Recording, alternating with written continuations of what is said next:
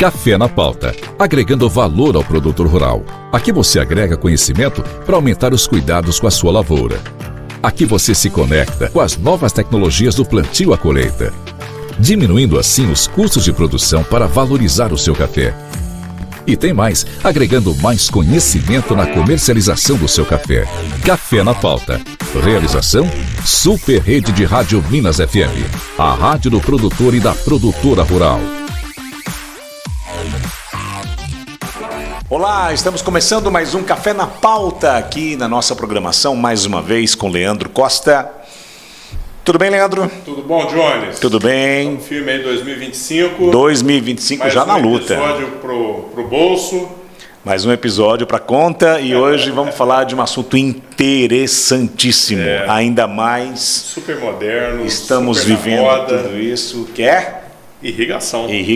Francisco Mentem. É isso aí. Neto. Chicão. Prazer estar com vocês. Tudo bem, Chicão? Prazer, Chicão. Tudo jóia, graças a Deus. Seja bem-vindo ao nosso bate-papo. É Francisco Mentem. Mentem. Mas ele vai contar só a verdade aqui hoje. Exato. Ele não ia perder a piada. Negócio de mentir, não. Como é que está a irrigação hoje, 2025? O processo mudou muito, né? A gente teve uma evolução muito grande, né? Então, o que a gente mais utiliza dentro da cafeicultura, né? Na nossa região, que tem uma topografia que não permite trabalhar com outros sistemas, a gente usa muito o gotejamento, que é uma atividade que usa pouca energia, menor consumo de energia, uma eficiência muito grande de aplicação de água, né? E isso daí veio com um desenvolvimento muito forte que a gente recebeu de Israel, né? Então as principais empresas que trabalham com irrigação localizada desenvolveram esses sistemas nos últimos 60 anos aí, de desenvolvimento tecnológico para a gente ter realmente produtos de alta qualidade para fazer um bom trabalho de projeto hidráulico, né? Que é um projeto de hidráulico, um projeto de engenharia que se implanta dentro de uma fazenda para estar fornecendo água com controle e precisão. Você está nessa praia faz bastante tempo, né, Chicão? Na verdade, a gente, desde a época da faculdade, né, desde 87, eu trabalho com gotejamento, né, meu trabalho de graduação foi com gotejamento, e eu acabei ficando ligado ao assunto a minha vida inteira, né, e trabalhei na fábrica, na Netafim, fui treinado em Israel junto com o pessoal da Netafim, lá no kibbutz de Hatzerim, em Beersheba, lá em Israel. Então a gente teve a oportunidade de conhecer até esse mundo, da onde nasceu, como que nasceu, né? E dentro dessa trajetória eu acabei conhecendo muitas culturas, trabalhei com todas as hortaliças, todas as frutas, trabalhei no sul, no Rio Grande do Sul, Santa Catarina, Paraná, São Paulo, tive acesso também com muita gente trabalhando no Centro-Oeste, com irrigação, acabei participando da cadeia de produção irrigada muito forte, minha vida inteira. E acabei vindo para cá por causa do café. Eu sempre acreditei que uma cultura que responde muito à irrigação e que traz muito lucro, a irrigação proporciona um diferencial de rentabilidade tão grande à cafeicultura, certo? Que foi o foco quando eu saí da empresa da Netafim, eu vim e me instalei aqui no sul de Minas justamente na década de 2009 que eu vim para cá, certo? E comecei a trabalhar com agricultura irrigada aqui, direcionada a café, faço um pouco de citros, faço outras culturas, tenho pivô central, a gente trabalha com pivô central baseado em grãos, cafeicultura também é uma boa, o pivô central, trabalho com autopropelido, trabalho com aspersão, mas 95% que eu faço hoje é gotejamento em café, tá certo? Mas nem todo mundo tem ainda o processo de irrigação. É obrigatório? Hoje em dia tem que ter ou não necessariamente? Não, eu acho que a agricultura de sequeira, pensando em cafeicultura, principalmente, tem muita região de montanha que vai continuar tendo êxito, qualidade de café diferenciada, né, Leandro? Não tenha dúvida. Não tenha dúvida, vai ter um nicho de mercado, o cara pequeno e médio, principalmente, que estiver trabalhando nesse sentido, vai ser. Mas o grande commodity mesmo, café commodity, para volume comercial, né? Certo? Eu vejo que a vantagem competitiva de uma agricultura irrigada vai estar empurrando o agricultor para uma atividade, se possível, irrigada. Então, só fazendo um paralelo que talvez elucide um pouquinho o que você estava me perguntando, eu tenho produtores que eram de sequeiro, que migraram para algumas áreas irrigadas, e quando vão comprar uma fazenda, falam: Chicão, vamos dar um pulo lá para você dar uma olhada para mim se tem água lá. Eu não quero ir comprar uma fazenda que não me permita irrigar. Então, eu acho que deu para responder. Sim. Então, a migração do produtor comercial, produtor empresarial, que é a visão que a gente está desenvolvendo até para pequenos e médios produtores, né? Você vê aí o trabalho aí que a gente vê de Senar mesmo, com pequenos produtores, mostrando rentabilidade. O cara hoje está organizado, né, Leandro? A gente mudou a cafeicultura, né? Eu acho que se você pegar, até eu sou novo na cafeicultura, porque eu estou desde 2009 na cafeicultura trabalhando, mas de 2009 para cá a mudança é muito forte no conceito de qualidade, buscar produção, buscar rastreabilidade, se organizar na parte de certificação. A gente viu a cafeicultura, graças a Deus, tomou um corpo de empresa. Hoje não adianta, nós não temos espaço mais para o produtor que não se tecnifica, que não busca produzir mais com menos recursos, certo? Isso daí é dinheiro. Ninguém também só trabalha para fazer um bom café, trabalha para ganhar dinheiro com café, certo? Exatamente. Isso é bom. Desde o pequeno até o grande, todo mundo quer dinheiro, certo? E a irrigação permite a você manter muitos custos inalterados. A muda é a mesma, o teu capital investido em terra é o mesmo, a pulverização que você vai fazer para uma determinada praga, se você tiver 40 sacos de média, ou 60 sacos de média, ou 30 sacos de média, ou 20 sacos de média, vai ser a mesma. Você tem que trabalhar cercóspora, você tem que trabalhar ferrugem, você tem que trabalhar todo o tratamento fitossanitário, uma poda, certo? Vou fazer desbrota, certo? Vou fazer qualquer operação que você vai fazer, vou fazer um herbicida para mato. Se você tiver com alta produtividade ou baixa produtividade, você vai fazer a mesma coisa. Então, muitos custos ficam inalterados. E quando você pega, por exemplo, todas as pesquisas feitas, inclusive dentro da Procafé, mais a sensibilidade dos produtores irrigantes que a gente vê que os caras produzem de 10 a 20 sacos a mais por hectare. Na média, são 14. Em 17 anos de pesquisa dentro da Procafé, se você fizer uma compilação, você vai ver que a gente teve, na média aí de todas as pesquisas de uma Procafé, um acréscimo de produção da ordem de 14 sacos a mais. Você comentou, Chicão, que você chegou em 2009. 2009. Na região. E isso já no café? Já no café, focado em café. E era uma coisa engraçada, que eu não sei se vocês... Eu posso estar falando alguma besteira, porque eu tenho isso daí de lembrança, eu não tenho isso registrado. Mas uma propriedade de café na época, café, de 2010 teve, salvo engano, o SOS Café, R$250 a saca. Foi.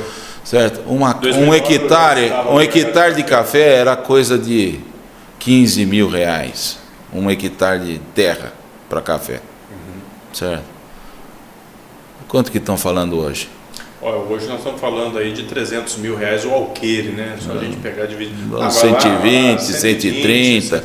A gente ouve algumas propriedades melhores, 150, outras pioram um pouquinho de 100. Exato. Mas a gente saiu em 10 anos, o meu projeto de café naquela época custava, por exemplo, R$7 mil, de uma propriedade que custava 15. Então, meu sistema era 50% do valor da terra. O cara olhava para mim e falava: vou comprar terra, porque eu vou comprar essa porcaria. Você está me entendendo? Essa é uma analogia. Agora o cara está com 150 mil investido numa terra, mais uma infraestrutura que você sabe que não faz infraestrutura boa de café com conversa. Então, hoje, secador, toda a estrutura que o produtor veio investindo durante a vida inteira. O produtor de café é um produtor que todo ano investe em estrutura para melhorar a sua capacidade de processamento, para conseguir colher mais rápido, para liberar a planta mais rápido, para ficar menos exposto à chuva durante a safra. Você tem essa visão também, não tem? Então, a vida inteira ele investiu nisso daí. Ele não investia em irrigação, porque era muito caro, perto do investimento que ele tinha. Frente aos outros investimentos que existiam. Exato. Né? E hoje qual é o seu custo? Hoje o custo de um café irrigado ele vai sair de 15 a 25, vamos pôr com infraestrutura, com energia, 20. 10 a 15% aí do... Certo, do agora mudou, terra, né? E outra, eu pego e coloco 15 sacos a mais por hectare, não vamos fazer conta de 2.000, que daí é bater é demais, né? 2.000 a gente tem que pensar que 2.000 é um ponto fora da curva, né? É uma soja, eu acho que é uma soja de 200 sacos por hectare. Conforme nós colocamos dias atrás aí, é um número que você não tem referência, inclusive, na história. Não tem.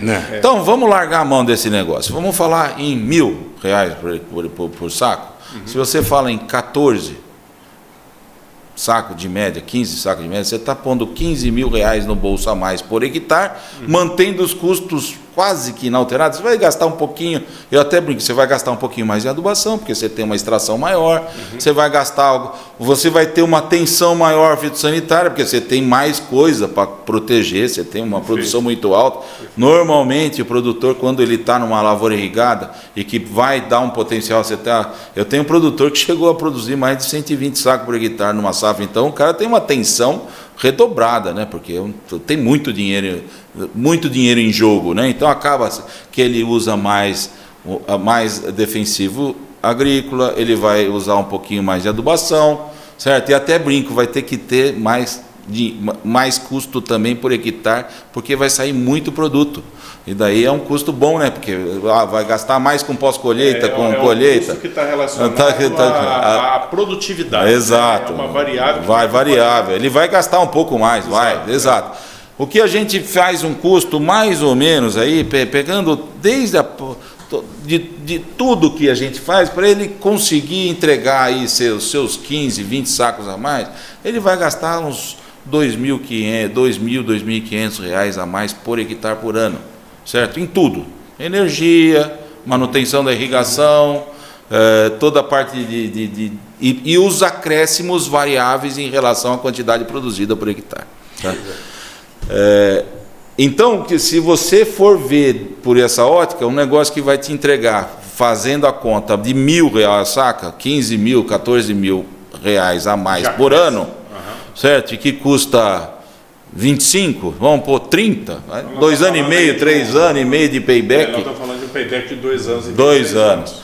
Mas muitos produtores chegam para a gente, por exemplo, nesse ano aqui, que foi um ano, que é um ano que poxa, esse ano aqui deu tanta seca que esse ano pagou. Poxa, esse ano pagou de novo. Então, se você pegar nos últimos 14, 15 anos aí de pesquisa que tem em café, nós tivemos 50%, 60% dos anos que alguma intempérie ou a irrigação pagou o sistema. Certo? Por quê? Porque você está com uma expectativa de produção, vamos supor, de uma lavoura de 80 sacos, e você cai para 50, é 30 sacos, pagou. Exatamente. Certo? Pagou. Certo? O ano que corre bem a chuva, não vai se pagar. Essa é uma questão que eu queria colocar na mesa, né? Até a gente brinca que hoje você não tem mais estação climática. Estação de clima não tem. Você não tem um inverno definido, você não tem um verão definido, você não tem primavera definida, está tudo misturado. Né? Você pega um inverno muito forte, que nem a gente teve, que deu um boom na região inteira, todo mundo sofreu com a geada que a gente teve, certo? Em 21, né? Perfeito. De repente você vê um inverno desse ano passado, março até final de agosto, setembro, nós tivemos um acréscimo da ordem de 2 graus Celsius por dia, certo? De média a mais. Então, a gente está com uma condição climática. Esse ano foi sem água, né? Chuva, 190 dias sem chuva. Exatamente. E com uma evapotranspiração muito maior. Chicão, e um lance interessante disso que você está trazendo é o seguinte: nós temos aí que uma planta de café ela precisa de quantos milímetros de chuva, de água por ano? Nós estamos falando do quê? Vamos supor que o pessoal fala 1.300, 1.400 milímetros por ano, só que precisaria distribuído. Então, o grande problema que a gente pode colocar hoje é a questão da distribuição, né? Porque a chuva está vindo, o detalhe todo é a concentração dessa água que está chegando e a absorção dessa água pelo solo. Exato. Que a gente joga uma baita parte dessa água embora, ela vai embora. Vai embora, porque, por exemplo, chegou, tem mês, por exemplo, um janeiro, a gente já viu janeiro chover 600 milímetros. Fica 600 milímetros no solo? Não fica. Exatamente. Certo? Vai ficar, você vai manter 100 milímetros no solo, o resto vai drenar profundo, vai escorrer para o manancial e tudo mais, certo? Então, quando você faz esse fala, mas chove esse ano choveu 1.200, mas pô, não choveu de março até agosto. Foi até engraçado esse ano, porque a gente veio com um estresse hídrico muito forte. Hoje nós recomendamos irrigação durante o inverno, que há muitos anos atrás, há 15 anos, 12 anos atrás, a gente falava, para de irrigar em abril, volta a irrigar em setembro. Tinha algum motivo específico? Fazer o estresse hídrico para a planta fazer o estímulo de florada. Por conta do estresse, né? E vocês vão até entender o que eu estou falando, que era uma perseguição de concentrar a florada para a gente ter uma maturação uniforme, para buscar qualidade de café, certo? E irrigar na florada para você favorecer a florada e fazer o pegamento de florada. Essa era a tecnologia para a cafeicultura há muito tempo atrás. E à medida que foi evoluindo, hoje a gente tem recomendado reposição de água, outono, inverno, certo? Eu só não quero estimular a vegetação numa hora que a planta tem que estar em repouso. Então, estou com uma temperatura baixa de junho, julho, agosto, eu vou estar trabalhando com menos água, mantendo ela com um estresse hídrico moderado para ela poder ter estímulo de florescimento e não converter todas as gemas em vegetativa. Essa é uma preocupação que eu tenho, certo? Bem verdade que cada dia que passa eu vejo que os irrigantes que irrigam mais no inverno não estão tendo grandes prejuízos desse problema de dimorfismo sexual. Mas eu ainda sou conservador. Eu acho que a gente mudar totalmente o jogo de uma hora para outra sem ter indícios, eu acho que é prematuro. Mas eu acho que irrigar menos, mas irrigar durante o inverno, eu acho que isso daí é uma coisa que veio para ficar. E daí, falando, essa visualização que se tinha antes de fazer o estresse, foi justamente o que aconteceu esse ano. Quando veio a chuva, certo? As lavouras irrigadas que já tinham soltado flor, 1, 2 floradas, certo? Floresceu também, mas a que veio de sequeiro virou um buquê de noiva. Até um colega meu da área comercial, Chicão, e aqui eu falo com o produtor falou que a florada dele está mais bonita do que a florada do irrigado. Eu falei, olha, eu acho que não vai ter reserva na planta para segurar essa flor. Eu não estou querendo falar para o produtor que está com uma florada exuberante, eu vou falar para ele, mas não vai segurar não, viu? É muito ruim falar isso para um produtor que está mais... É frustrante, é lógico que por educação a gente tem que ficar quieto. Mas eu falei para ele, olha, o problema maior é você não ter reserva na planta. Se a planta não tem reserva, ela tem dificuldade de achar que ela pode deixar tantos descendentes assim, tá certo? Então é natural, certo? E se você vem com a planta um pouquinho menos estressada num ano que chove durante o outono e um pouquinho no inverno, chega na hora em setembro de chover mesmo e dar florada, segura mais flor. Então a gente tem que aprender com o que é natural da planta. Nós temos que entender a fisiologia da planta. Então, eu não sou técnico, não tenho formação em agronomia, mas a gente percebe, né, que essa fisiologia da planta está meio bagunçada, a cabeça da planta está meio bagunçada por conta dessas mudanças climáticas, né? Exato, ela tem, na verdade, eu falo para vocês que a gente sempre teve problema, certo? Em 2014, na safra de 2014, nós tivemos um problema de enchimento do grão. Sim. Por causa de falta de água em dezembro, janeiro, fevereiro. Nós já tivemos problema de falta d'água a vida inteira, gente. Tanto é que qual era a média do cafeicultura há 20 anos atrás? Era 50? Não era 50, era 20 sacas. Mas antigamente se produzia bem sem irrigação. Gente, é mentira. Nós estamos com realmente...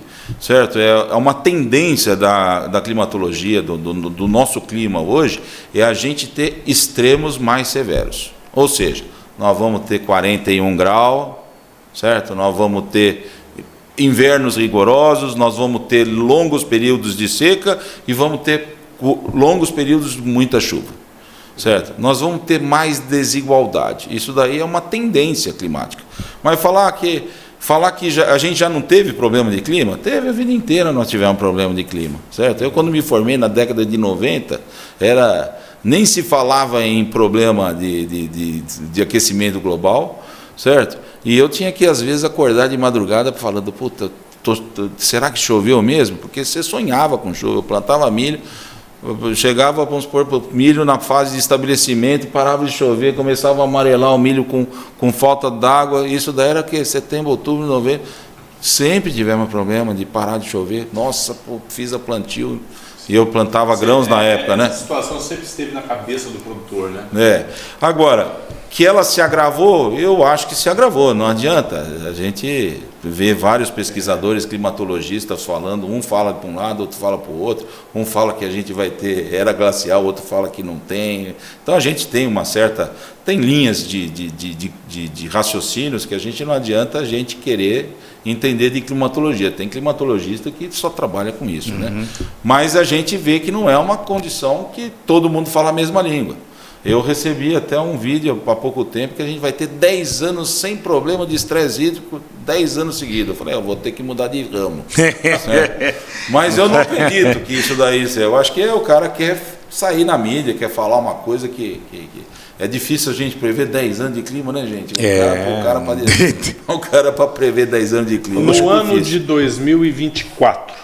Vamos pegar lavouras irrigadas, né? As lavouras que já estão vindo aí de um processo de irrigação, segundo, terceiro ano, foram plantadas muitas vezes aí, já irrigadas. Você percebeu algum declínio aí na formação das peneiras graúdas desses cafés? Olha, como que você analisa essa situação? Eu falo que atenuou um pouco. Atenuou um pouco. Ela não resolveu totalmente o problema. Tanto é que nós tivemos, por exemplo, comercialização dessa safra foi safra para padrão. Qual o padrão? Peneira miúda. Peneira miúda, é isso aí. Mas a gente teve um período expressivo na multiplicação celular do grão, em que nós tivemos temperaturas muito elevadas e que atrapalhou a formação. Então o grande problema também não foi só a falta da água, a má distribuição, né, Chicão? Foi a questão da temperatura. Mesmo as lavouras irrigadas, nós tivemos decréscimo de peneira este ano. Pois é, decorrente daquela temperatura muito severa aí que a gente teve na formação do grão durante na verdade, um pouquinho antes do verão, né? Seria primavera, segundo terço da primavera, nós tivemos picos de temperaturas muito elevados que atrapalharam a formação desse grão, tá certo? Chicão. Não foi enchimento só, você entendeu? Tá. Acho que... Voltando um pouquinho, o produtor que está interessado em irrigar. Eu quero falar de acompanhamento de manutenção. Você instala lá, deixa tudo pronto e orienta ele. Mas tem as intempéries do tempo e tal. Vocês orientam, vocês vão lá para dizer, fecha mais a mangueirinha, abre mais a mangueirinha. Como é que é feito esse tipo de trabalho, de orientação? Você está falando sobre a tecnologia. Dos equipamentos. Isso, de hoje em dia. Como é que funciona essa manutenção? Foi essa evolução, né? Como é que está sendo isso? O que eu tenho falado com a maioria dos produtores, certo? Que a maioria dos produtores hoje recebe assistência técnica. Então, tem vários técnicos que já estão com o olho e estão estudando irrigação para poder dar esse suporte para o produtor, tá certo? Hoje, os produtores que têm dificuldade e os consultores que têm dificuldade, eu tento transferir o que eu sei, certo? Através de WhatsApp, hoje, a gente tem alguma... demais, né? Falar que eu tenho condição de dar assistência para todos os produtores que eu irrigo? Não, né? Não. Eu tentei até, dentro da empresa, criar um segmento de assistência agronômica, certo?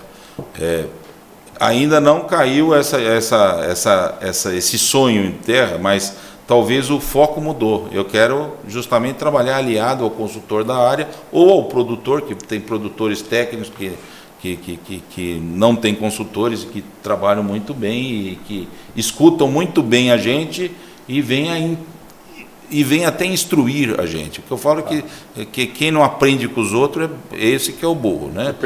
A gente tem que aprender todo o tempo. Eu aprendo com produtor, aprendo com agrônomo, aprendo com colegas do mercado, tá certo? E a gente tem que ter essa visão de crescimento junto. Ó, Chicão, está acontecendo isso, certo? Eu tive um produtor que falou, pô, Chicão, início de agosto, a lavoura em maio estava a coisa mais linda do mundo, uma lavoura de 2 anos e meio. Ele com tensiometria, acompanhando via WhatsApp, tensiometria, mantendo o solo dentro das tensões, ou a força com que a água está presa no solo, então é a tensão do solo, empreender o potencial mátrico desse solo. Então eu quero deixar a água facilmente disponível para a minha planta. Então eu vou monitorar através de uma ferramenta de tensiometria. Mas aliado a isso, a gente tem que ter a conversa. Por quê? O que aconteceu esse ano? A gente não falou que nós tivemos temperatura alta durante todo o outono e também durante o inverno. O que aconteceu com essa planta? A gente tem uma grandeza dentro da climatologia, da agroclimatologia, que chama-se graus-dia. O que aconteceu? Mais graus-dia, mais produção, nós tivemos uma necessidade. A planta teve uma necessidade de reposição, inclusive nutricional maior, porque ela teve que trabalhar mais. Ela trabalhou mais o outono inteiro, trabalhou mais o inverno. Chegou começo de agosto, muitas plantas novas amarelaram. Você fala, opa, daí fizemos a análise, estava coisa mais linda em maio. Final de julho e início de agosto começaram a mostrar deficiência de nitrogênio. Se você falar, mas você está falando que tem que adubar nitrogênio no inverno. Eu falei, não, de acordo com o clima, a gente tem que começar a mudar os modelos. Eu, pelo menos, vejo com isso daí. Porque eu não vi em um, eu vi em vários produtores, principalmente em lavoura nova, com uma demanda de crescimento muito grande, uma demanda de enchimento, vieram já de uma safrinha de grão um pouquinho maior, porque era lavoura irrigada, né? Então, a gente viu que houve uma necessidade de reposição de nitrogênio antecipada até para estar suprindo a planta. Tá? Então, são coisas que a gente tem que ir se adequando. Certo? Você fala, mas você tinha previsto isso? Eu falei, não, na hora que eu vi, eu falei, mas por quê? Tentamos ver se tinha alguma praga associada, se tinha alguma dificuldade, e um negócio meio generalizado assustou a gente, tá? Mas o que eu falo, assim, isso daí não aconteceu em um, aconteceu em 1, 2, 3, mais assintosamente, mas em outros também eu comecei a ver, pendurar folha amarela, tal, sintoma de deficiência numa época que não é normal. Certo? Uma lavoura que já chega cansada e aí a dificuldade, inclusive, de agora, teve um produtor que, por exemplo, chegou para mim e falou, Chicão, eu acho que eu irriguei, acabou a colheita dele, tinha 10 meses de irrigação só, uma lavoura recém-plantada. Ele falou, essa safra aqui, em cima do que a gente esperava, eu acho que já deu um retorno de mais ou menos uns 17 sacos por hectare. Foi a primeira lavoura, uma lavoura que não segurava, não coisa, eu consegui irrigar ela justo na época da formação da florada, então ela consegui segurar o de flor, não tive condições de aumentar a reserva, mas é uma lavoura que vinha de safras reprimidas, então ela tinha um pouquinho mais de reserva, ela deu 17 sacos a mais por hectare, segundo a percepção do produtor. Palavras do produtor para mim. Tá. Daí esse mesmo cara falou, Chicão, se eu não tivesse irrigado durante outono e inverno, essa lavoura que deu 45 sacas por hectare, eu ia ter que podar ela. Ela ia estar esqueletada, certo? Ô Chicão, essa questão, já que você está tratando desses assuntos, está trazendo esse assunto à mesa, essa questão do esqueletamento. Então, via de regra, as lavouras que são lavouras irrigadas, que tem esse manejo da irrigação, você consegue prolongar a vida útil dessas lavouras, né? Exato. Ou retardar essa questão de poda. E aí eu vou comentar uma coisa que talvez seja importante para o produtor que vai plantar pensando em irrigação no futuro. Tá. Eu não plantaria porte alto. Primeira coisa. Por quê? O porte alto, vamos pegar, você falar para mim que eu não gosto de Mundo Novo, eu adoro Mundo Novo. Você irrigaria Mundo Novo? Irrigaria. Se você quiser me arrendar uma propriedade, eu arrendo e irrigo o Mundo Novo. Só que você tem uma estratégia mais focada em, com 4 anos e meio, no máximo 5 anos, você vai ter que esqueletar essa lavoura. Mundo Novo, plantio novo, você começa a irrigar ela, ela cresce uma velocidade muito grande, com 4 anos ela já está com 2,40 m de altura.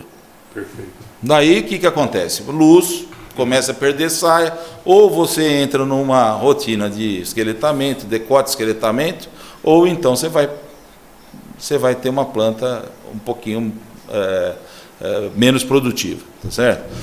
O que eu vejo no porte baixo é que você prolonga isso daí. Você consegue. Você não precisa entrar num ciclo de poda mais rápido. Não que eu não seja. As lavouras irrigadas aí tem uma média de poda em que idade, mais ou menos? Você tem esse número? As porte baixo, acho que mais de 10 anos aí que você vai ter que fazer uma intervenção de poda, tá certo? 9, 10 anos para frente, tá? Há de porte alto que a gente vê uma redução muito drástica da quantidade de anos para você entrar fazendo esse tipo de... Certo? Não sei se deu certo, deu para entender, né? Não, tá claro, percepção. Tá claro. Mas eu falar para você que não é viável, é viável. Tem essa produção de 17 sacos a mais, certo? Que a gente teve nesse produtor, e ele falou, se eu produzir 43, 45 sacos por hectare no Mundo Novo. Ele falou, essa lavoura aí, se eu não tivesse irrigado, ela ia chegar na hora de dar café, ia estar só o esqueleto, sem folha nenhuma. Ele, em vez de ele esqueletar, ele agora está com uma safra presista acima de 60 sacos por hectare. Agora imagine só, em vez de você ter um café que vai produzir, que iria produzir só em 2026, pode até ser que em 2026 essa mesma lavoura produziria mais no sequeiro do que o irrigado vai produzir, mas nesse próximo ano ele já vai dar 60 sacos numa produção que não ia existir nada. Agora você pensa só 60 sacos, em vez de você esperar o que pode ser que vai acontecer em 2020, na verdade 2026, né? Na safra de 2026, o que aconteceria nessa safra se eu esqueletasse essa planta agora, tá certo? Eu produzi 60 sacos um ano antes com R$2.000 por... Pois é, meu pai. Meu pai. 60 vezes 2.000, 160 por hectare. 120 por hectare. Você praticamente pagou 80% da terra. Fala, não, exatamente. Você entendeu? Então, você conseguir chegar numa hora dessa em que todo mundo está sem café, e você falar, eu vou me permitir produzir numa lavoura que já deu café ano passado, me permitir produzir 60 sacos por hectare num cenário de preço de... absurdamente bom, né? Absurdamente bom. Isso daí que eu acho que é o grande X da questão, você entendeu? Chicão, nós estamos falando, inclusive, não de uma resolução de um problema em loco no ano, mas nós estamos falando também de um retardamento ou de uma redução da questão da bianualidade da planta, né? Exato. Na verdade, você vai dar condições para ela sair de uma safra alta não tão depauperada, ou você conseguir manter ela. Você consegue ter uma florada mais uniforme. Exato. Desenvolvimento de grãos mais uniformes. Sim. Você consegue retirar esses grãos antes da planta. Você consegue descansar essa planta para o próximo ano, que é o grande problema da bianualidade. Inclusive, exato, nós já discutimos aqui essa questão. Mas você sabe que uma coisa que a gente não pode mentir é o seguinte: nós não temos uma florada muito concentrada quando a gente usa essa tecnologia que a gente vem usando hoje. Tá. Nós não temos uma produção muito concentrada e nós temos uma dificuldade de entrar colhendo muito cedo porque fica muito verde na saia. Tá. Isso daí é uma coisa que a gente tem reparado, sabe? Dentro dessa pergunta, dessa resposta que você está dando, existe uma variedade que responde melhor a esse processo de irrigação, na sua percepção? Não, eu não posso falar isso daí. Eu tenho os os meus queridos, né? Os materiais, vamos supor que a gente vê em vários locais tem uma resposta muito grande à irrigação, né? Os catuaís, de um modo geral, eu vejo com muito bons olhos, mesmo porque você pega um catuaí 62 que dá uma qualidade de bebida ótima e também responde bem, certo? Pensando nas variedades antigas, né? Tá bom. Mas um catucaí hoje, 24-137, catucaí mesmo os 2 SL, eu prefiro 24-137. Os topázios a gente vê produtividades médias muito interessantes em topázio, certo? Os materiais mais jovens que estão agora, a gente já está vendo que tem indícios bons, né? Irrigado, que é o arara, a gente vê, o arara é um baita de um material para produção, extremamente forte, parrudo, não cai, é um material muito estável, tá certo? Acho que não dá para falar, só vejo, a única coisa que eu vejo no arara é realmente ser um pouquinho mais tardio, um pouco mais agarrado na planta. Então a gente acha que tem que ter a gente tem que estar com o nosso pesquisador focado em colheita mecanizada, diminuição de mão de obra, facilidade de colheita. Então eu acho que a gente precisa um meio termo aí, né? Mas a gente vê o Paraíso 2 se dando bem, mas é muito prematuro. Eu tenho Paraíso 2 vendo colheita 2 anos, 3 anos que a gente tem mais material desse tipo em observação. Mas assim, de modo geral, o que a gente vê em todos os produtores, com exceção dessa última safra, a gente, em termos de qualidade que você colocou, é peneira. Peneira, né? Com exceção dessa safra que a gente teve um problema climático, um ponto fora da curva, né, Chico? Essa temperatura que deixou a gente meio preocupado, tá certo? Que eu acho que pode vir a ocorrer novamente. Você vê que na mesma época que deu a temperatura de 41, esse ano não chegou nem perto, né? Por enquanto não chegou, graças a Deus, né? Certo? Mas a gente já tinha tido os 41 graus, viu? O ano passado. A gente já tinha tido o problema. Eu me lembro. E esse ano já não deu. Então, eu tinha um agrônomo israelense que trabalhou muito tempo comigo, que ele dando palestra, eu gostava muito da abordagem dele. Lá em Israel não chove, e é típico, o clima lá é típico. Daí ele virou e falou, aqui no Brasil o clima típico é o atípico. Ou seja, nós não temos um ano igual ao outro, então é um cross, né? Então, para a gente ser agrônomo e falar que já sabe tudo, é muito prematuro, porque o ano que vem vai ter uma outra coisa para a gente falar, mas o que aconteceu aqui, né? Desafiar. É um desafio. Cada ano é um ano, né? Então, é uma história nova. É um clima que começa de uma forma, uma safra que começa de outra, tem uma nuance de temperatura alta, muita chuva, pouco sol, muito sol. Teve um ano que choveu, encoberto. A gente teve a planta até amarelando, né? Parecia que estava faltando até fotossíntese, né? É efetivamente isso, né? Então a gente já aprendeu com o clima. Cada ano a gente aprende alguma coisinha. Ou seja, uma coisa é ser agrônomo, outra coisa é ser agrônomo no Brasil. Exato. Você virar e falar, não, que eu cheguei numa produção de jojoba, pensa só, jojoba, certo? No meio do deserto, era uma areia, mas uma areia daquelas. A jojoba é uma planta, inclusive, muito parecida até com café. Você olha assim. O espaçamento, a característica da planta é até semelhante a café. Irrigada por gotejamento em 2002, certo? Com condução de lavoura orgânica. Jojoba para fazer shampoo orgânica. Mas por que orgânica você não vai comer? Mas existe um nicho de mercado que o cara quer isso. O cara quer o superlativo, ele quer orgânico, ele quer o produto de qualidade. Isso no meio do deserto. Certo? Eu vi a mesma coisa com algodão colorido naturalmente, irrigado por gotejo, enterrado no meio de Israel, já não era no deserto, era numa área até mais fértil, né?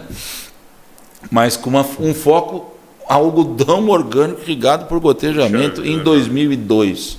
Certo? Então, a gente vê que realmente tem muita coisa para a gente aprender, né? A gente tem muita coisa para inovar, mas a grande coisa que você vê, produtores familiares organizados, a gente está com o Brasil muito mais redondo, gente. Nós não podemos falar mal do nosso país. Nosso país é um belo país, cara.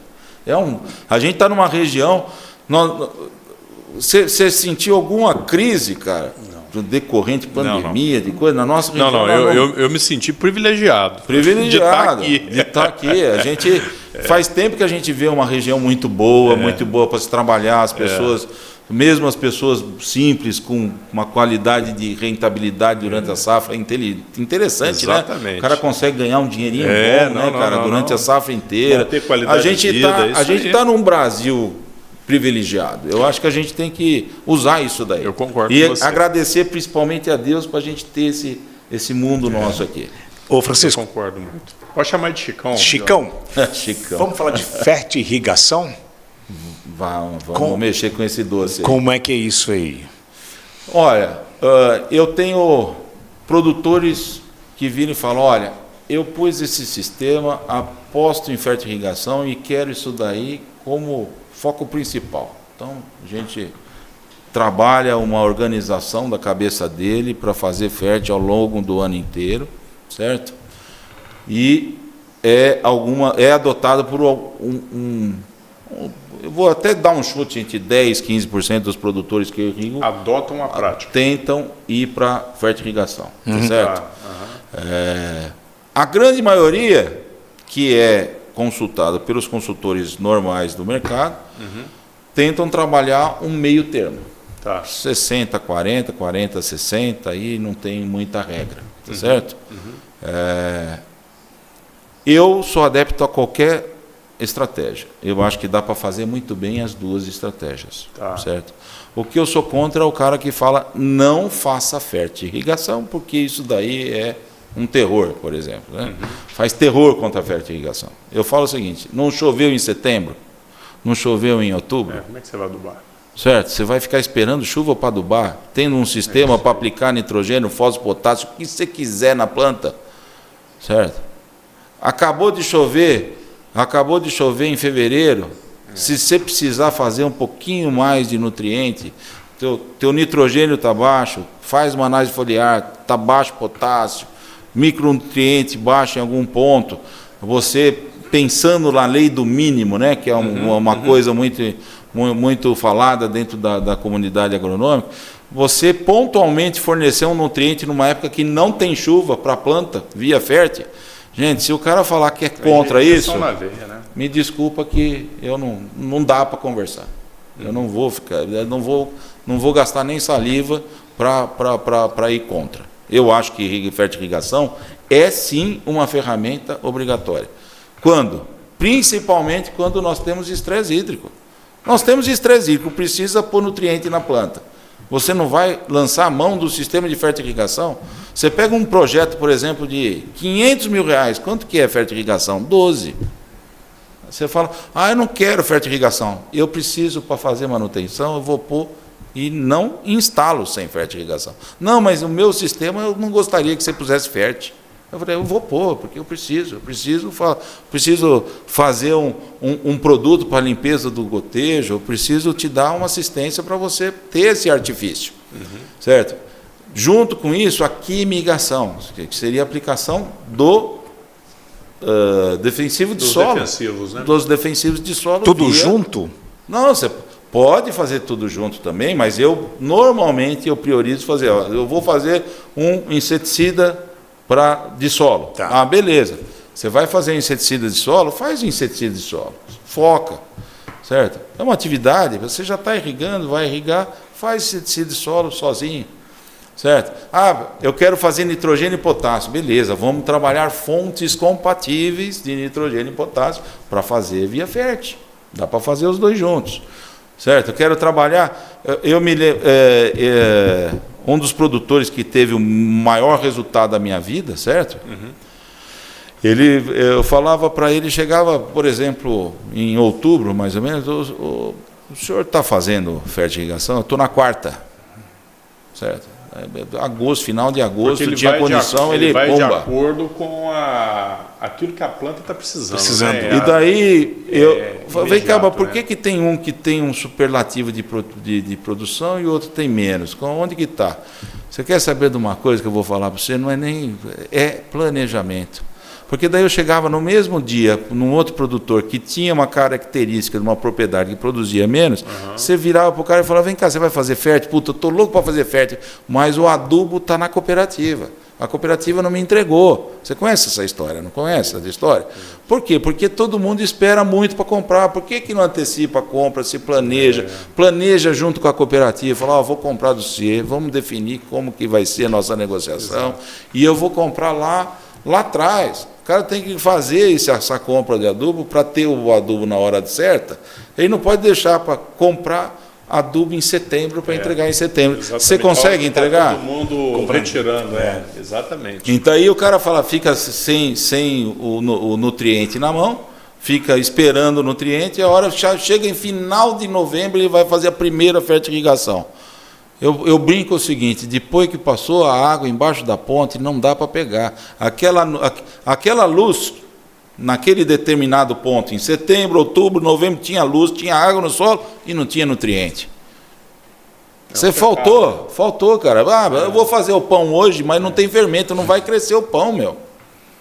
Certo? Espera ter o fermento, porque então, senão não vai dar. Isso é uma dúvida, né? Uma dúvida não, eu queria mais que você trouxesse uma constatação. Existem certamente estes tipos de produtores que investem, né, nestes projetos, são projetos que a gente não pode falar que é um projeto barato. Não é barato. Ele é um projeto barato relativamente em função do que ele pode te dar. Né, que ele pode te entregar. É o que eu falo, né? É um negócio caro e que se paga várias vezes. Eu falei, exatamente. Você gosta de um negócio que é caro, que se paga rápido? E que se paga várias vezes na vida dele? Certo? Você pegar um projeto que vai durar... o pessoal me pergunta, quanto que dura um projeto de irrigação? O tubo gotejador dura de 10 a 15 anos. Que você vai trocar, vamos pôr 12 anos a cada 12 anos, cada 15 anos. Tem muito projeto que não trocou o gotejador, que é uma coisa até está na hora de trocar o gotejador. É manutenção também, né? O cara está com o gotejador 15 anos e vai empurrando com a barriga. De vez em quando chega o produtor, está na hora de trocar o gotejador. Ele já estava na previsão que a gente com 15 anos ia trocar o gotejador. Ou por volta de 12, 15 anos, é o que eu falo para o meu produtor. Só que quanto custa essa troca? De um cenário de 20, 25 mil reais, ele custa 3.800, 4 mil.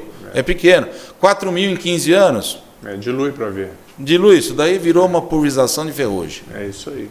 Mas a grande constatação que eu estou te provocando é, na verdade, sobre esses produtores que instalam e que, na verdade, continuam praticando a forma convencional do manejo da lavoura. Tem, não tem? Tem. Eu tenho um produtor que você chega, por exemplo, fala, você está irrigando? Não, não estou irrigando. Mas por que não estou? Quebrou o cavalete.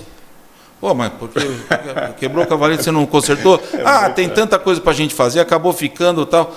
É produtividade que você está falando, cara. Daí você vira para ele e fala, mas quando que quebrou esse cavalete? Em agosto. Quando você está em janeiro, o cara fala que quebrou o cavalete em agosto e não consertou o cavalete, cara. Absurdo, né? Certo? Tem uns caras que são...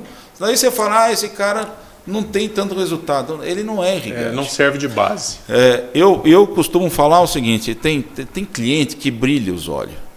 Por quê? Eu chego na tua propriedade, o teu trator é bem conduzido, está com manutenção em ordem, ele é um trator 1997 em perfeito estado de uso.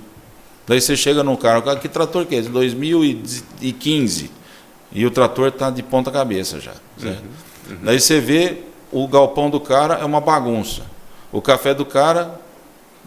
Ou seja, igual. A irrigação não vai resolver o problema desse cidadão. Eu costumo fazer o ciclo, eu tenho que olhar o clima, eu tenho que ver se precisa ou não de água, eu tenho que trabalhar uma fitotecnia muito bem trabalhada, uma fitossanidade bem trabalhada, eu tenho que fechar o ciclo. Eu tenho que me programar financeiramente, senão também não adianta nada. Certo? Eu tenho que conseguir cumprir com coisa para poder comprar na hora certa adubo, senão você fica com, não tenho cadastro para comprar o adubo. Então, o tal pulo, o passo maior que a perna, certo? A gente já viu também produtor que deu pulo muito maior, comprou estrutura, comprou irrigação, comprou tudo, daí o cara não tinha dinheiro para pagar todos os investimentos que ele fez de uma vez só. A programação tem que ser... Na tua casa você faz tudo ao mesmo tempo? Não. Não tem jeito, né? Dá para você comprar o carro do ano, comprar a maior televisão do mundo, você entendeu? Uma viagem para a Europa, não sei o que lá, tudo mesmo ano, tudo junto. Ninguém paga essa conta. Ô Chicão, para quem Pintar, reformar, não dá. Não dá. Para quem está nos escutando, né? Vamos pegar o produtor aí que está nos escutando, interessou pelo assunto. O que deveria ser o passo a passo para esse cidadão chegar à implantação desse projeto lá na propriedade dele? O que é a visão nossa em relação a isso? Primeiro, questão ambiental. Esse negócio de investir e ficar sujeito a alguém ir lá e falar, você não pode irrigar. Boicotar. Você não pode irrigar, não. Você não está de acordo com a legislação ambiental. Então, hoje nós temos até dentro da empresa um setor de ambiental.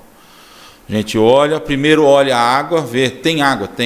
Tem água outorgável, que são duas coisas diferentes.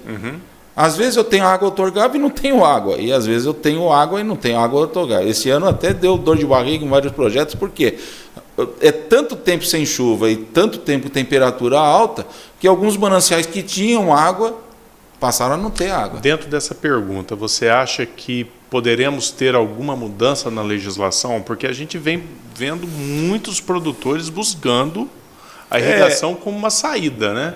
Eu acho que a legislação, até a gente sempre gosta de reclamar muito, né? Eu acho que é lógico, ainda é morosa, mas melhorou. Tá? Eu tenho que falar que a gente tem entrado com os processos de outorga, estão sendo liberados os processos de outorga, poderia ser um negócio mais rápido, mas já chegou a ser de ano e agora virou... O meu foi liberado lá com vocês em 6 meses. Em 6 meses, exato. Está liberado. Então, 4 meses, 3 meses, 5 meses, eu recebo outorga liberada quase que todo dia da Dayana, que até foi ex-aluna nossa lá no UNES, né? E eu falo para você o seguinte, a gente tem tido êxito na questão ambiental. E outra coisa que a gente tem que falar, que é uma coisa que eu tenho falado muito com o meu pessoal, é que uma coisa é o documento, que é obrigatório. Perfeito. Certo? A outra coisa é a realidade, tem ou não tem, porque a base de dados foi feita lá tantos anos atrás, que ela é uma base de dados que a gente usa para calcular o volume outorgável. Certo? Eu acho que até tem que ter uma iniciativa do governo da gente tentar melhorar essa base de dados para a gente ter uma realidade mais próxima da realidade manancial. Mas também não acho muito fácil, não. Se você falar assim, você consegue fazer? Olha, eu acho que eu não dou conta de fazer isso aí, não. Tá certo? Entendi. Eu acho que é um negócio que pode melhorar, a gente tem que ter vontade de melhorar, não pode ficar com uma base de dados arcaica, tem que sempre estar melhorando. A melhoria contínua faz parte de tudo na vida, né? Exatamente. Acho que todo mundo a gente tem que buscar essa melhoria, certo? Mas o produtor tem que ter ciência. Qual que é o volume outorgável? O meu volume outorgável, dentro da concepção do projeto, é possível irrigar quantos hectares? Tanto. Ah, mas eu quero irrigar mais. Utilização de tanque para armazenar, para eu, durante a chuva, encher o tanque, durante a estiagem, eu suprir a planta. Perfeito. Tá? Nós temos a questão de planejamento, né? Planejamento de água, tá certo? Então, questão de água. Primeira coisa, matéria-prima para irrigar água. Não adianta querer fazer. Eu já tive projeto que eu segurei quase um mês até ter certeza que eu falava agora. Projeto quase um mês. Aprovado, que o cliente querendo depositar para mim, eu falei, não, espera um pouquinho, deixa eu ter certeza que eu vou pôr água nesse projeto. Ainda mais decorrente de... Fizemos uma avaliação no início do projeto lá em fevereiro, março. Passava um rio d'água. Chegou na hora estava aprovado o projeto no financiamento. Eu fui lá na água dele, olhei a água, falei, cadê a água? É triste aí. Daí eu dei um passo para trás, fui procurar, certo? Então vamos supor que esse produtor tenha água, essa água seja outorgável. E né? Compatível com a área que ele quer irrigar. E compatível com a área que ele quer irrigar. E daí? O que acontece? Levantamento topográfico para a gente ter uma boa base de dados para elaborar um bom projeto. Tem muito produtor que fala, eu vou economizar. Um levantamento topográfico ele vira em torno aí de R$50 por hectare. Um topógrafo cobra um pouco a mais, o outro um pouquinho a menos, certo?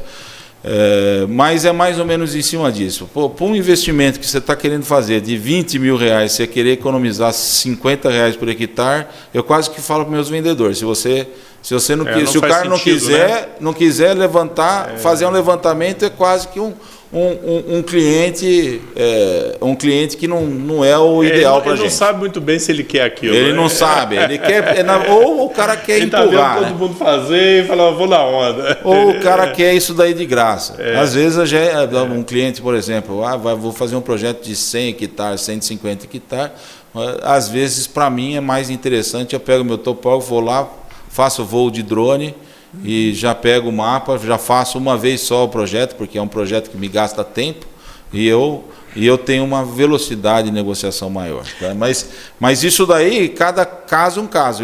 Se eu fosse produtor, eu ia fazer levantamento plano altimétrico, porque é uma forma do projetista que está fazendo o projeto dele ter uma base de dados mais fiel para entregar o melhor projeto possível. Entendi.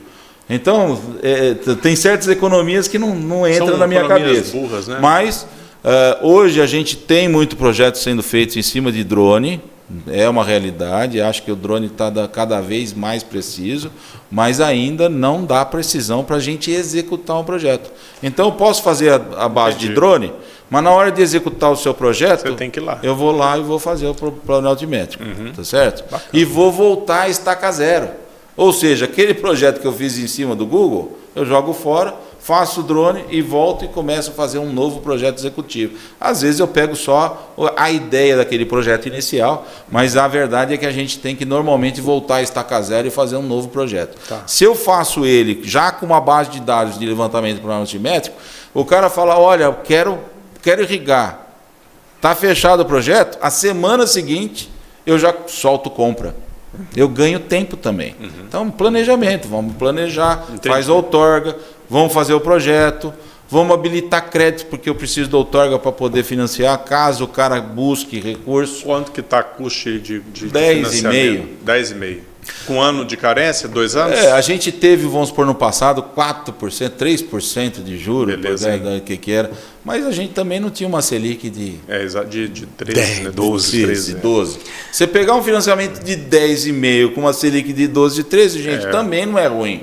Também não é ruim. Você pegar comercial, a gente nem imagina pegar uma taxa dessa para comercial, para comprar máquina, para comprar equipamento, para melhoria, para comprar frota. Quanto que está um financiamento de veículo? O pessoal até faz uma jogada de número de taxa zero, mas a taxa zero está embutido.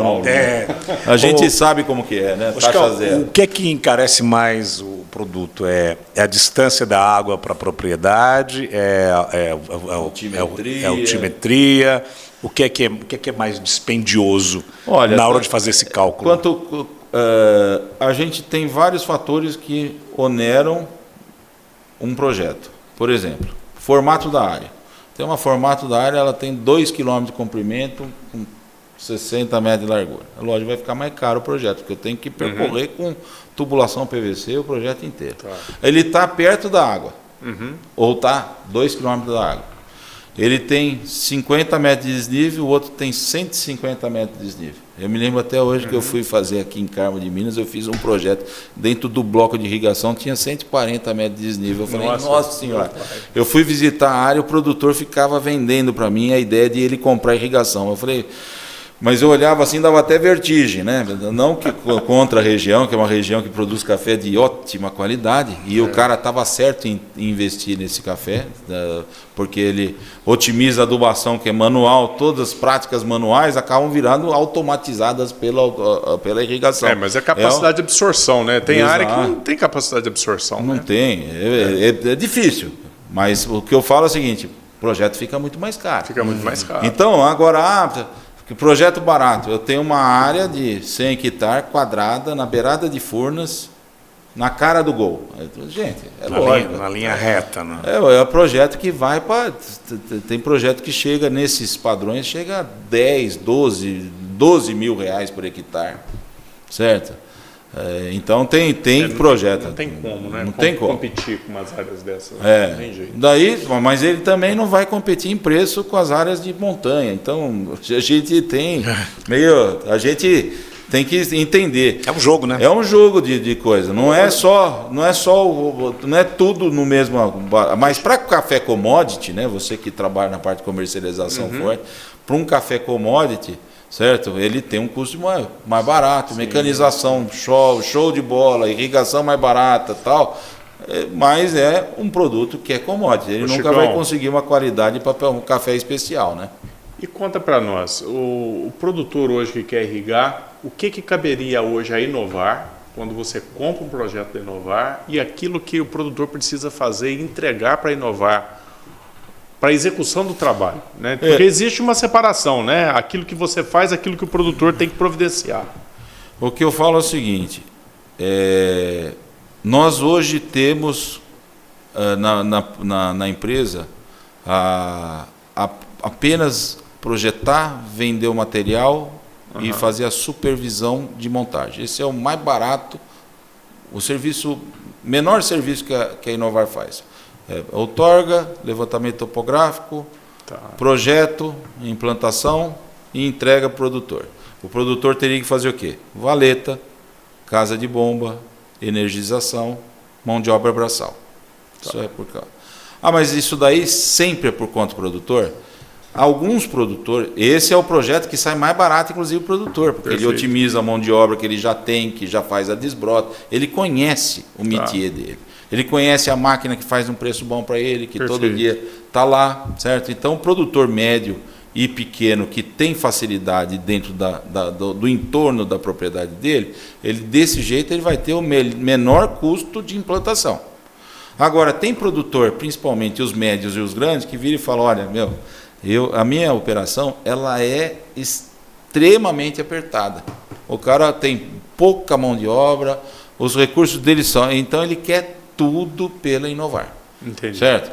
Então, eu tenho que fazer a casinha, eu vou contratar pedreiro, eu que vou mandar material, eu que vou fazer valeta, certo? Eu tenho que cobrar por esse serviço.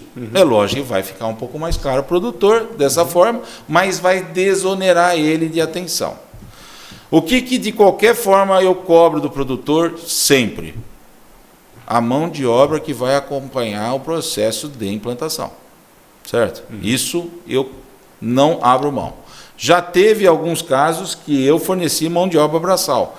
Mas a mão de obra de acompanhamento eu peço para o produtor fornecer pelo menos um ou dois da fazenda, ou o próprio produtor, quando é um produtor pequeno, ele e o filho, né? Certo? Para que ele possa ser capacitado a mexer com o sistema para o resto da vida. Entendi. Eu acho que é importantíssimo ele entender que aquele momento de implantação do sistema é um momento que ele tem que estar atento onde que está o cavalete, como foi puxada a coisa. É aquela história que a gente fala, é que nem quando a gente constrói uma casa e fala, e onde que passa o tubo? Furo ou não furo aqui para pôr? Onde que tem o cano? Onde que está o cano? Quem já não teve isso em casa, né? O produtor é a mesma coisa. Aqui, está passando o tubo aqui está o cavalete, como foi feito esse cavalete. Se quebrar alguma coisa, quebrou o cavalete, e o cara sabe, ele vai lá na loja, compra 2, 3 peças, vai, conserta o cavalete. O outro produtor acaba falando, mas aconteceu tal coisa, vai lá Inovar, cobra quilometragem, mais assistência técnica, para trocar um cavalete que o cara poderia fazer isso com 1/5 do preço. Certo? Por quê? Porque o meu cara especializado, ele me custa caro. Hoje, quem tem mão de obra especializada com facilidade? Me fala, quem? Tem algum ramo de atividade no Brasil? Não tem segmento que tem isso. Então, esse cara é um cara caro, certo? É um cara especializado, ele é um cara caro, é um cara que tem carro, tem investimento em cima dele. Esse cara custa caro para ir numa propriedade para virar um botão. Puta, o cara gasta 300 km para ir, 300 km para voltar. Quanto que é um KM médio na região? 1,50, 2? 2,50? R$2 o KM. 2 km para ir, 2 km para voltar. 1.200 conto de KM. Certo? O cara perdeu o dia, um dia de serviço. 800 pau de serviço. Certo? Exatamente. 1.200 mais 800, R$2.000. O cara chegou lá, virou faz sentido, um botão, né? E voltou para trás, funcionou o projeto do cara. Tudo bem que o benefício dele estar com aquele projeto funcionando já foi cumprido, né? que é uma forma de a gente prestar essa assistência técnica ao produtor. Mas se o produtor criar uma pessoa que resolve 90% dos problemas, certo? Já é um meio caminho andado. Barato, e né? Quem que vai ser treinado? Tem que ser um cara, tem que escolher a dedo. Um cara mais estável na propriedade, que a família já mora na propriedade há muitos anos. Que existe isso daí. Há quanto tempo está teu pai? Meu pai está aqui há 30 anos. E eu vou ficar mais 30. Então, esse é o cara que a gente pede para... Porque o cara treina o cara, no dia seguinte... O cara deu tchau. Dá tchau pro cara. Tem que vir treinar de novo. Você vai lá, treina o cara, mas o cara já não viu onde está o tubo, já uma boa parte de expertise ele já perdeu no meio do caminho. Você entendeu? Beleza, muito bom. Uma aula hoje de irrigação, uma aula. Francisco Mentem Neto, Chicão, da Inovar. Eu quero agradecer sua presença e pedir para que você volte mais vezes, que tenhamos um ano fértil. Este assunto ele é muito amplo, né? É muito. Não dá para esgotá-lo em 50 minutos, não. É muita coisa. Gostou? Foi um papo legal? Eu gostei demais. Colocamos as perguntas certas, Chicão? Já me senti em casa aqui. Eu agradeço demais vocês aí pelo apoio. Imagina. Que vocês deram para nós. Isso, a gente agradece. É muita gasolina para a gente, certo? O quanto que vale um programa desse para a gente participar. Estou à disposição, certo? E eu vou fazer o projeto aí pro seu Zé. Ah, é? Você conseguiu? Ele já gostou da ideia. Vou bater em cima aqui. Mas antes desse programa ir no ar. Né? Foi um prazer te receber. Então é só procurar você na Inovar, é isso? Tá na internet, rede social? Tem tá tudo? Ótimo. Tem tudo. É fácil me encontrar em Varginha e é fácil perguntar de mim para muita gente. Eu tenho 350 mais ou menos alunos no campo que são graças a Deus, dentro da época que eu fui professor, em 12 anos que eu fui professor, eu fui 9 vezes homenageado. Tá certo? bom, né? Então, para mim foi ótimo a gente ver como que esses alunos são se sentem gratificados da gente tentar entregar o melhor que a gente pode. A gente entregar o melhor. Eu falo que eu dava aula suando. Eu chegava no final, falava, puta vida, eu estou suando. A aula, nunca deixei de dar uma aula, nunca perdi uma aula, certo? De dar para o meu aluno, certo? E para mim foi uma coisa muito boa. Hoje eu dou aula só na Procafé, parei com o Unis, né? Estou dando aula só na pós da Procafé. Mas eu falo para você que para mim é gratificante, demais, né? Foi muito bom, tá? E obrigado mesmo, viu? A gente que agradece. Obrigado por ter lembrado da gente. Imagina. Para nós é um prazer tê-lo aqui, uma aula de conhecimento. Sempre. Ele falou, a gente vai aprendendo, então foi mais um grande aprendizado hoje. E eu, dentro da minha vida inteira, o meu pai morreu faz 1 ano só, mas uma coisa o meu pai deixou, que é ética, cara. É isso aí. Tratar os outros como você gostaria de ser tratado. É isso que eu falo. Tanto como professor, aluno, como fornecedor, cliente, ou ser o cliente de um fornecedor. Graças a Deus, os fornecedores, a gente é muito alinhado com os fornecedores da gente, certo? A gente tem que trabalhar sempre isso. Querer bem quem está perto da gente. Respeito, né, Chicão? Respeito. Isso é questão de respeito. Muito bom, muito obrigado, Chicão, pela presença. Obrigado. Agradecido tudo de bom. Leandro, até a próxima, até o próximo bate-papo. Café na pauta. Agregando valor ao produtor rural.